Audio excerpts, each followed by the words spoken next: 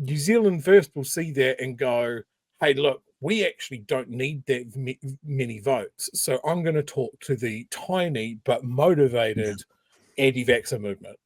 I'm going to talk to the tiny but motivated because we only need to get across the line and we're back in the game. And that's exactly what happened last election. So that sort of stuff just has my antenna tweaking. Like New Zealand First, as we saw from Winston's speech this weekend, is just priming for that vote, that anti-woke vote. Sure, there's not a lot of these people around, but there's enough to get them over the line. There are more people that didn't vote in our election than voted for New Zealand First. So that's our mission. Yeah. To get these people to fucking vote, to see that it matters. It's the disenfranchisement that they see in the States with their fucked system and the way that they patrol who votes and where the polling booths are and how corrupted their system is. We just have to get people to use our system.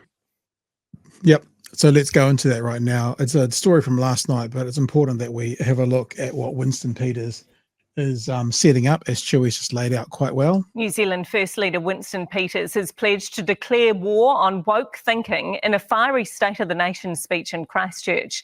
He also took aim at Labour, calling them a bunch of unreformed losers who he blames for ruining the economy. But as Peters spoke, protesters repeatedly interrupted his address. Thomas Mead was there.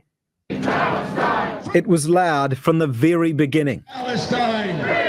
A cacophony of voices, all vying for attention.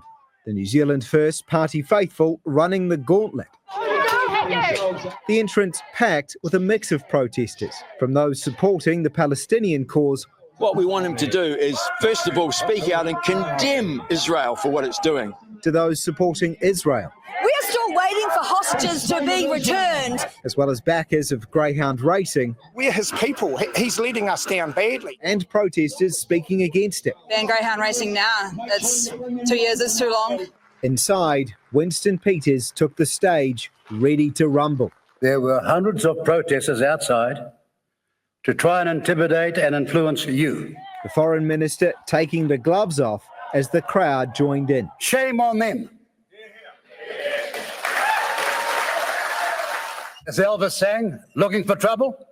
You've come to the right place. Changing the subject to criticise the previous Labour government. That claim from Hipkins and Robinson made about the economy back then was an outright litany of lies.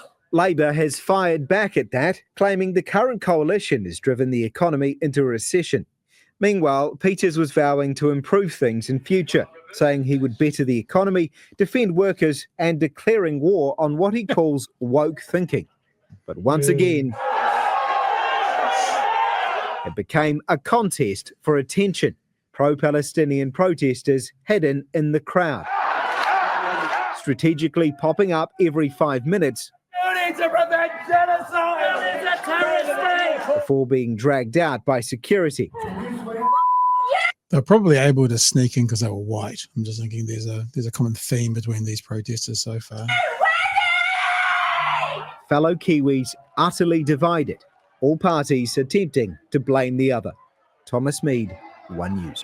All parties attempting to blame the other. I don't think that's accurate. Yeah, that's a super weird comment to wrap up that piece too. First of all, to the protesters that got in and stood up, good on you. That's an incredibly confronting thing to do, and I think you have stones to stand up in a room that is not going to be welcoming to your message and still deliver it. Well done. Yeah, like as far as the Palestine thing, because there were protests right throughout the country yesterday in response to a struggle to call it a renewed offensive because it hasn't stopped, but Israel's latest transgressions. Here in Dunedin, there was quite a good turnout, and there was one pro-Israel supporter on the other side of the road getting absolutely no attention. So that's the message as far as I'm concerned. The other thing I wanted to say, sort of just looping back to Gary, As I've seen, because he's obviously getting traction. He's obviously talking to people, and they're going, "Yes, this is. I feel this message." It was some comments that my wife passed on to me actually of like, with his comments of like the way to fix this is with tax. That's the mechanism that we have. That's the simplest tool that we have.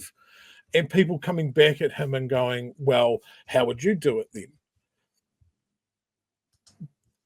And they're expecting him to have an answer. He's a trader. He's not a tax expert. Like, he's just pointing out to people that we've had the mechanism to control this growth of wealth. He's not the one that's standing there going, "I'm the only one with the answer." He's the one that's pointing at the problem and going, "You have tools to stop it."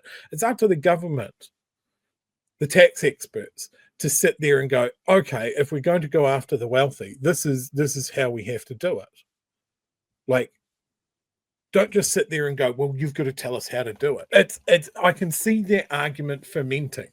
Like, and we see it every time we talk about a wealth tax, and people go, "Well, if we do the wealth tax, then the wealthy will leave." And then there might be a follow-up question of, "Yeah, but where will they go?" And then it's all just hand waving, and it's all too hard. Like, or where has it happened? Because I don't know anywhere that's happened. So let's test that hypothesis. Let's test it. So the other thing is here is you acknowledge that, like, yes, in the past when we've taxed the wealthy heavier, we've been able to do a higher standard of living, and we've been able to do bigger projects and that sort of thing. We all acknowledge that. And then the wealthy over the space of decades have taken those tools away. And we've got in this loop of basically, we've got two sides of the argument. The side saying, "Hey, actually, we're going to have another go at trickle-down economics because the wealthy want us to do it," and then the other side that should normally go, "No, let's tax them because we want to get some shit done," actually going, No, we won't tax them harder, but we're the good guys because we're not going to tax them any less." Like, I don't want the centrist nonsense when it comes to this. If the question is we tax them harder, then they leave the country, then close that loophole. If the next thing is, "Oh, we can't tax them harder because they'll just put it into trusts," then close that loophole. Yeah. Like, if you think that you know what they're going to do, close the fucking loophole. Yeah.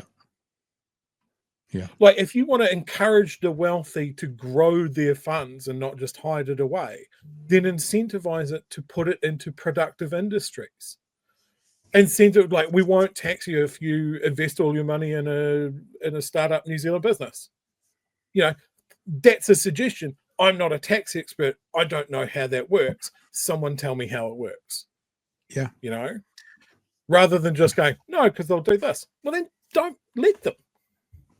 And what happens when you get people introducing these ideas for conversation? They just get shot down. I mean, the Greens tax, the ideas for the last election just shot down. I remember interviewing Hone Harawira, and his idea was just transaction tax. 1% on all transactions, and I talked it through to him. It's like, "So you earn $1,000 a week, you're only paying one. If you took all of that money out, you'd pay 1% on that, and that's it." He goes, "Yep," and he goes, "It would fund everything." Like, he'd done his numbers. Now, I have no idea whether it would work or not, but not even spoken to, not even thought of. A new idea, a new initiative, ridiculous, would never happen. So, like, let's do, like, I don't know, tax idle. Tax idle is where all the new tax ideas come up on stage and perform for us. And we go, "Hey, you're the winner this round. Let's try you," whatever that is. Shamil, Jakub, come and participate in Tax Idle. Craig Rennie, come and participate in Tax Idle. And let's figure out a better way to do this.